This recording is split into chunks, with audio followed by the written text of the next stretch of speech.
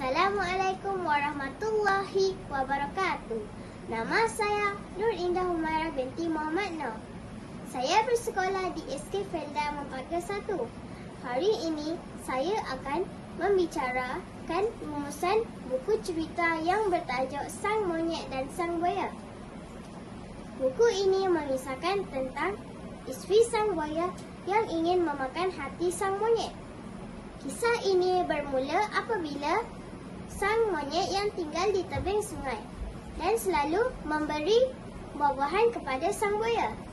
Pada suatu hari, sang buaya membawa buah-buahan itu pulang kepada isterinya. Isterinya makan semua buah-buahan itu kerana menyukainya.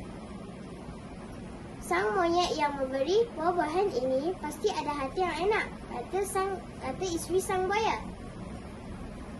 Isteri sang buaya meyakinkan suaminya untuk mendapatkan hati sang monyet. Keesokan harinya, sang buaya mencari sang monyet dan mengajaknya makan malam di rumahnya.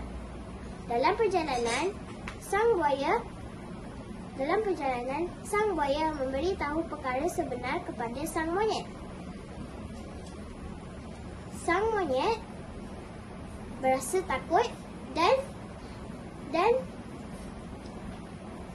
berkata, "Alamak, mengapa lewat beritahu? Hati saya tertinggal di atas pokok," kata sang monyet. Mereka pun berpatah balik.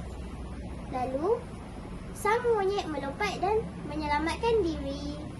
Kawan-kawan, pengajaran dari buku ini ialah kebijaksanaan dapat menyelamatkan diri daripada bahaya. Sekian, terima kasih. Assalamualaikum warahmatullahi wabarakatuh.